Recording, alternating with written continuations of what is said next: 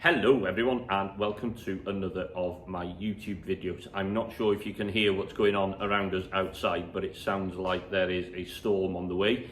Thankfully, these tractors that I've got are under cover and out of the worst of it. Today's job is hedge cutting, but before I go, I thought I'd give you a quick tour of the shed, show you some of the bits of kit I've got, show you some of the tractors, have a quick whistle-tops tour of them. You will get to see them more and more in forthcoming videos.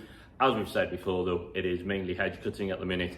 Gets a bit samey. I thought you'd like to see a few David Browns before we brave the elements and go out and do a bit of hedge cutting. Right then. So before we go any further, just bear in mind that things have been dumped any old how in the shed. They are under cover out of the weather, which is where I like them to be. Things like the drill here and the balers at the other end there. And especially this old girl here is of no use to us if they are sat outside. So any minute now I'm going to have a bloody good clear out in the shed and get some organisation. You'll see that everything is just jammed in best I can. So let's start with the tractor in front of us, and this is the Case International 1494. This is the latest youngest David Brown that we own. It's a D reg, so it was made in 1986. Obviously a four-wheel drive Hydra shift 4-cylinder turbo 1494. As you can see, it's on the drill. It has been on the drill for a while. I need to now unhitch the drill, give it a winter service, put it away. This tractor does my drilling work. It goes on the little baler. It has done a bit of mowing, a bit of hay bobbing. It is a handy all-round tractor. Being four-wheel drive with the wider tyres on, it is quite a handy tractor for us. It hasn't done as much this year, but it has, as it usually does. It's done all the drilling for me. And as I say, 83 horsepower, 4-cylinder turbo diesel engine. Quite a handy all-round tractor. Moving on, here is my two-wheel drive 1390. This is quite a rare tractor. It is one of the last ones being an A reg. But it is a Hydra shift gearbox tractor. It's one of 390 odd that were made, and again a useful all-round tractor. I've got to admit, I've got a bit of soft spot for two-wheel drive tractors. Personally, I prefer them in many instances to the four-wheel drive. More nimble, quicker, less fuel used, easy to use in many ways, easier, smaller headlands, all that type of stuff. They are just a useful, handy little tractor. Again, top work, so rolling and chain harrowing, bit of Cambridge rolling, all that type of stuff very often lands at this tractor's door. Being a Hydra shift tractor, little baling, it's get used for quite a bit. We have got a problem with the Hydra shift on this tractor. It is one of the only Hydra shifts that has played up for us. So this winter, with a bit of luck, we'll be taking this to bits. We'll get the gearbox out, we'll get that sorted, and we'll rebuild it. I'm sure there will be a video about that. Watch this space. So moving on to the big 2290 tractor. Back in its heyday, my father did have one of these tractors. He would have bought it when it wasn't that old, to be honest. It would have been quite a bit of investment for an agriculture contractor from the hills of North Wales to buy such a monster back in the day. When my father eventually gave up the forage harvesting work, this went with it, much to my disgust. I wanted to keep this as much as I could, although unfortunately it was sold, it went down the road. And I told my dad, I remember telling him, right, I'm just going to buy my own. And 30 something years later, I ended up seeing this thing on Facebook Marketplace and I jumped at it. I didn't have a clue what I was going to do with it. What am I going to do with a 140 horsepower tractor when it is stuff like this that really does keep me in work?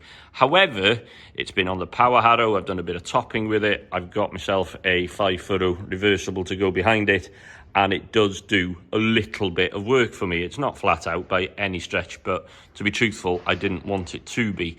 And it's a lot of fun sitting in that cab there, driving this great big monster from the 1980s America over here in these little fields, thinking that you're driving along the prairies of Texas or somewhere. Yeah, and I'm really happy that I found one, and it's reliving my childhood dreams, isn't it, really? So what am I going to do with it? Well, for now, I'm going to keep it. It's going to sit now over winter. There's not much for it to do. When I get a tidy up in the shed, it's going to go tidily out the way somewhere rather than be in the middle of the place here. Just preserve it, keep it looking something like, and enjoy using it. I think that's the main plan. So from the great big stuff to the much smaller stuff, this is our 990. This is, as I probably told you before in a video, something that my father and I bought. There's actually 3 tractors, or bits of 3 tractors rolled into one here.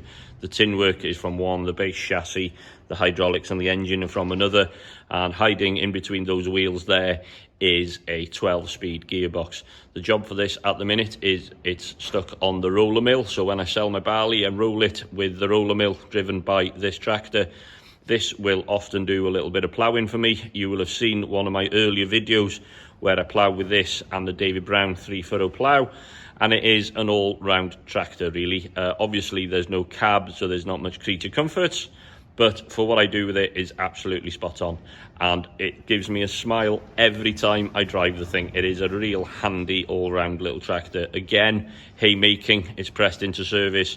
As I say, Cambridge rolling or the ploughing. This generally lives on the David Brown CM3 plough. As I say, go and find the video of me mucking around in the field with that a few weeks ago. And yeah, it's a real handy little 990 frugal tractor. One of the busiest tractors in the fleet is this Case 1294. So come spring, summer and autumn, this tractor is usually quite busy on our sprayer. The reason I think it is so busy is, you'll notice fitted we have a set of Standen, I think, row crop wheels set out to 72 inches, which gives the tractor a bit of a strange old appearance. However, it is a real handy tractor on the sprayer. Obviously, it fits down tram lines with these little narrow wheels, but it is a real handy, light, nimble, lightweight tractor to go on the sprayer. And that is probably why I get quite a bit of spraying work throughout the year, sat on this, trundling up and down fields and tram lines and whatever else. Yeah, a big part of the business. Moving on, here is the David Brown 1212. Back in the day, this was a 72 horsepower powerhouse. It was some tractor. If you were a contractor who owned and operated one of these, you were up there in the big leagues back then. Certainly in this part of the world, you were forage harvesting and ploughing quite a bit and all that type of stuff. It was a real contractor's workman's tractor back then. These days, obviously, it's nowhere near what it was, but it is quite a handy tractor to have around. I do a little bit, yet again, of haymaking with this. This will sometimes go on the 4-furrow plough, and generally, as a run-around tractor, it's quite handy.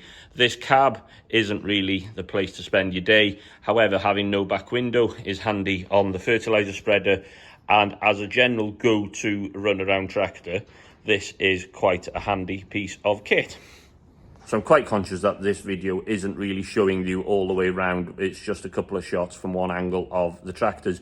That's because they are quite tightly packed in, and the weather outside doesn't really make me want to pull them out and show you them in detail. However, don't worry, all the tractors I've been showing you are part of my agriculture contracting business, and they will all be in use in spring and next summer, and I'm sure there will be videos about them, so stay tuned.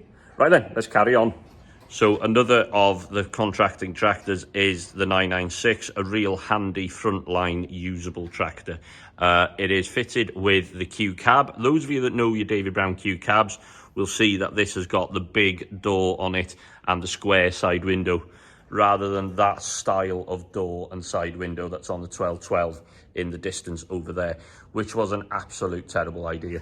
This at least would allow you to be able to get into the tractor. So we've got a 62 horsepower 4-cylinder David Brown engine, 2-wheel drive, power steering, 12x4 synchromesh gearbox, and the usual Cat 1, Cat 2 hydraulics, 540 and 1000 PTO, which makes for an all-round handy, usable, frugal to use, light, nimble, handy tractor in virtually every possible way. This gets quite a bit of use in the spring and the summer. There will be a video about this. We have got a bit of a problem with this that needs sorting. With a bit of luck, that'll happen over winter, Stay tuned for that. There will be a video about getting the 996 back into full operation. Brilliant. So packed into the corner of the shed is my father's old 1410. This was his frontline tractor for many, many years. There is 17,000 odd hours on that engine by now. And truthfully, the thing has seen better days and it is quite tired. Until I get my hands on it and we restore it, because I want this to be up and running again very soon. I can see this being a real handy tractor for me. My father thought the world of this tractor. It always did him very, very well. He bought it when it wasn't far off new. You'll notice the sticker on the side there.